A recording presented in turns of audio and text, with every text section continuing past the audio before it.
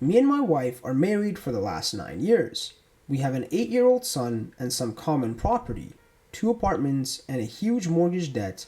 My parents helped us with it, and they lived in a second flat. Also, we have a lot of common friends. I'm a software engineer with a huge salary. She has some occasional earnings, not so much. I'm not perfect, and during our marriage, some awful things have happened, but I always try to be better. She also was good. I loved her. And she was quite supportive in the complicated moments of our life. But a year and a half ago, it became worse, and I really was thinking about getting a divorce. She was angry all the time about our son and his behavior, watched all the time into her phone, and seemed to be strongly unhappy. But I've decided we can get through it. Asked her to visit therapists who said she has some mental issues and gave her antidepressants. It looked like they helped, so I also tried to do my best. I took our son camping to give her a rest. She asked to walk alone from time to time, and I agreed.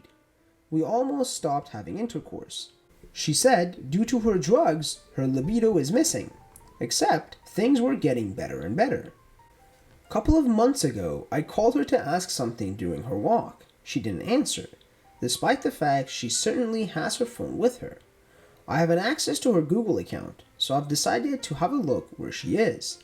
And she was somewhere very close to her ex's house. I started watching history for the days she walked. She always walked there. When we were camping, she walked there all night long, if you know what I mean. I was completely lost when she came home and son came to sleep. I told her I know about her and him. I proposed her to divorce, and she said she doesn't want to. She said she will stop it immediately, and she started cheating during our hard times and wanted to stop, but didn't. Divorce would be very complicated. In our country, courts always leave the child with the mother. In addition, we have many financial relationships with my parents, and some of them are built on trust. And if be honest, I love this woman. We did some great things together. We have very many things in common, so I decided to stay.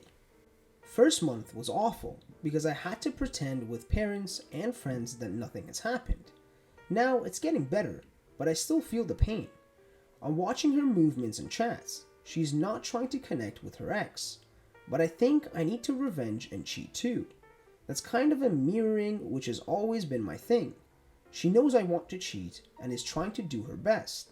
It looks like a honeymoon, but I know the real reason of her behavior, and it poisons everything. Can cheating help me, or I have to break it up? If there were no child/property, I would certainly do. But it seems to be so complicated, and I'm afraid she will not allow me to see my son. And the first comment says, frankly, cheating won't help a bloody thing. You won't feel better, maybe for a moment, but it won't solve your marriage. Either decide you want to move forward, truly forgive, and that will take time, effort, pain, and a lot of rebuilding, or leave. Maybe try couples counseling if you two are willing, since your marriage needs it. Something important to remember is, when you forgive cheating, you also have to ask yourself if you're even able to forgive. If during every argument forever after this, that's your first swing at her is to tell her she cheated, it won't work. You two need therapy together, which is a commitment to make or leave. And the OP replied, I would love to stay, but for me, it looks like she cheated and I just accepted it. And a reply to that says, if you leave, you're going to be effed up financially. At least quit your job due to depression before divorce.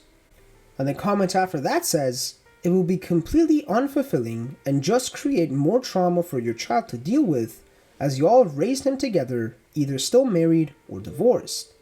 The best revenge is to ensure you still get to see your child 50-50 and be part of his life. Living in a loveless marriage only further traumatizes your child and wraps their view of what a relationship should be.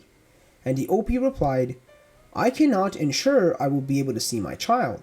In our country, after divorce, mother has all the rights, father is dependent on her wishes. And a reply to that says, well, I can tell you a revenge affair will not be fulfilling and only serve to hurt the child who both of you still have to raise. And the next comment says, do you hate cheaters?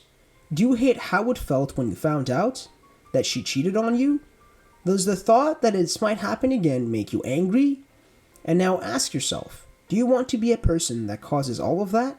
If you cheat too, you don't get revenge. You step down to her level and become a cheater. That's it. If you want revenge, then leave her and fight for your kid.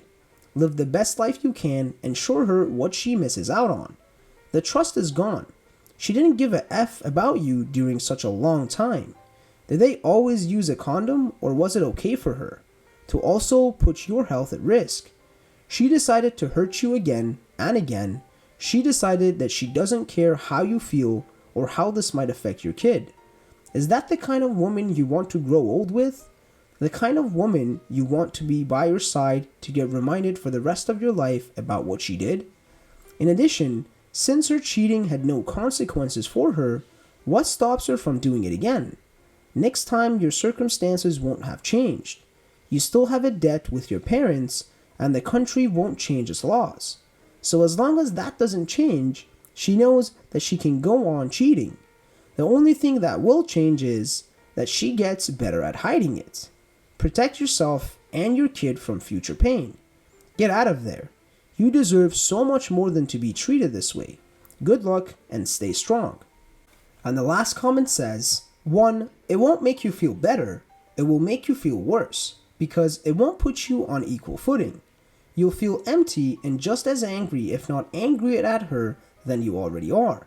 Don't do that to yourself or your son. 2. Have you considered just trying to see what leaving her would be like? Maybe getting a written agreement ahead of time about custody so she can't just change her mind and screw you over? 3. What do you mean that you did some things at the start of your marriage? And the OP replied, 3. I used physical violence against her twice. Once I pushed her, once I squeezed her hands so that she was in pain. I am very sorry about these events. I grew up in a family where physical violence was a commonplace. But this was a long time ago at the very beginning of our marriage. Besides that, it was not so long ago. I allowed myself to say very harsh things, shout at her, press her emotionally. Usually afterwards I asked for forgiveness and tried to make things better. It wasn't a common thing in our marriage, but it happened. And number 2, there is no common custody in our laws. Only one parent has it. Second one can ask for rare meetings. If it could be solved this way, I would definitely do it. Thank you guys for watching. Please comment below and let me know if there's any other subreddits you guys would like me to make videos on, and also like the video and please subscribe.